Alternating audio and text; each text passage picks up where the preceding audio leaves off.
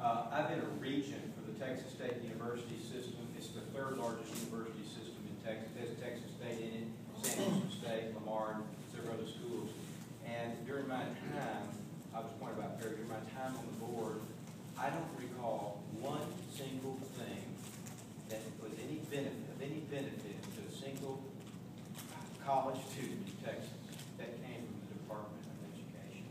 And I know that it costs a lot of money, and as a citizen taxpayer, I'm saying, what in the world are we doing paying for something that I see no tangible benefit coming back to Texas on, other than perhaps having federal mandates and things like that that we don't need. And I do agree with your comment, education is a local matter, and we need to have teachers, because my parents were teachers, be free to teach to students and not become, go home after teaching all day, go home to several hours of paperwork to fill out so some bureaucrat back at the at the central office can stamp the next day. That's my comment on education. That's why I was asking about the number of administrators. Is that all they're doing?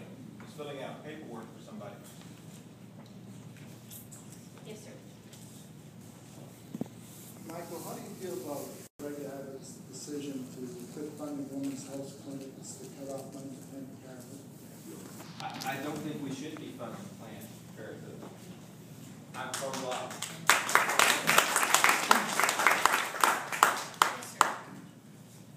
Okay, for Mr. Truncale, Yes, sir. you're a conservative. Yes.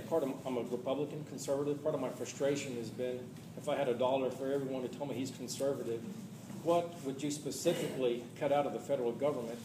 We want to reduce taxes, and that's great, but if we don't cut spending, we're going to have deficit spending, which we can't afford. What specific programs, what fat would you specifically trim from the federal government to combat our lower taxes?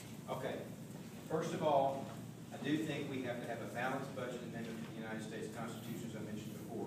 We have that in Texas, and as a result of that, we were told, as regents, you must cut 15%. And how did we do that? Well, first, it forced us, as a state agency, to go to our priorities and think, what are we trying to accomplish here? What's 1, 2, 3, 4? What are the top programs we need? What might have been a good idea when it was started 10 years ago, but frankly, it's just wasteful or it's not right. Just do what you would do in your own home or business.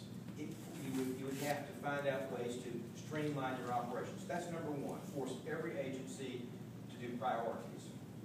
Second, we outsource certain things to private industry because there are certain things that can be done for less cost by private industry than to have a state, for example, lawn maintenance. Why have that overhead 24/7?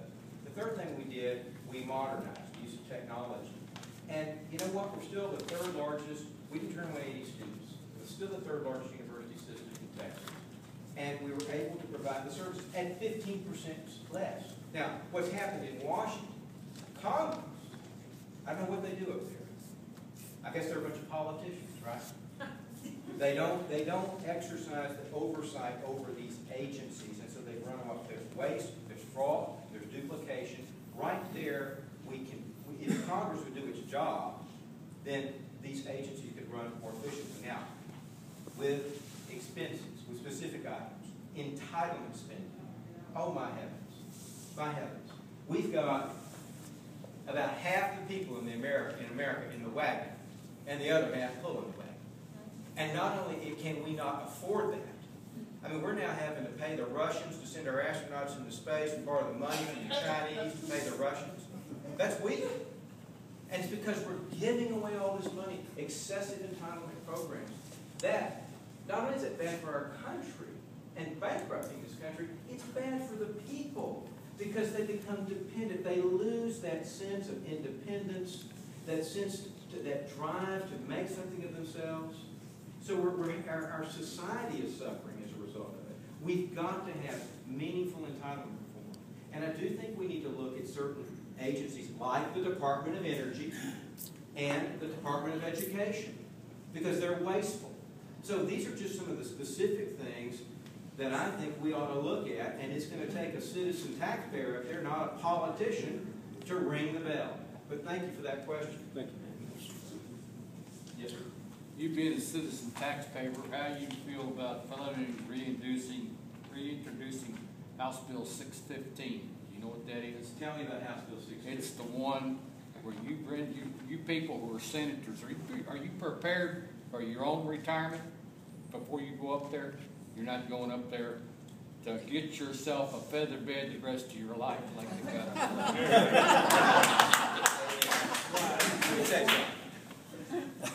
People in Congress should not go up there to get rich. See, I'm going to continue I live in this district. I'm going to live here. I'll go up there a few days a week, work for you, represent you, and get back home. And it's really sinful for people to go up there and just become rich during their time in Congress. And I think anybody in Congress who gets some sort of insider deal needs to be prosecuted just like Martha Stewart. And then there's something called the House Ethics Committee. I don't know what they're doing there, but they must be out being politicians because they're not working. They need to exercise that kind of... Take that a step further. Yes, sir. These people are voting bills for us that we got to suffer under, and they don't have to do a damn thing but lay on their dead ass. And let me tell you, they should not be entitled to any kind of health insurance or any kind of retirement program that other federal employees are not entitled to. Yes, sir. Now, what happened to the time delay deal? Good example of what we're talking about. Remember time delay? I remember Tom DeLay. Okay, But, so what happened to his court case? I don't know specifically which Well, Tom DeLay you you're don't talking about. Everyone knows about the time delay indictment in Yeah. Austin, Texas. Okay, well, what's happened to the case? He's out on appeal. Well, that's something that we need to know about. It goes to the point you just made. Make the people accountable. Well, they ain't being accountable. You know, Okay? now I'm going to tell you, there's a standard. You may be detected just from my background.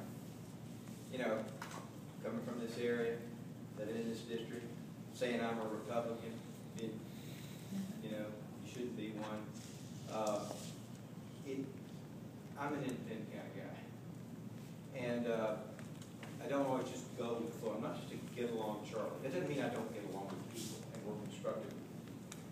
But I think that the standard you must follow is it the right thing to do? Now, I happen to think that more times than not, the right thing is what the Republicans say we ought to do. But not necessarily. And just because someone says, hey, you've got to get along with this bill, whether it's like bail out billions for somebody. You know what? Congressman Ted Poe said no to that kind of wasteful spending. Is it the right thing to do? Is it constitutional? Is it in the best interest of the people of Brazoria County? Ask those questions. And if you said a check mark, yes, yes, yes, yes, yes, and it happens to be a Republican thing, terrific. But that's the standard, which I think is really high. And I'm on the state Republican executive committee. I am a lifelong conservative Republican, and I'm proud to be a Republican. I even have a cap I wear that says proud to be Republican. but there's a higher standard that transcends party, and it is it the right thing to do? But she's been very... Well, I think I'm going to let Chris. Yes. Oh, I get to pick you. I pick you.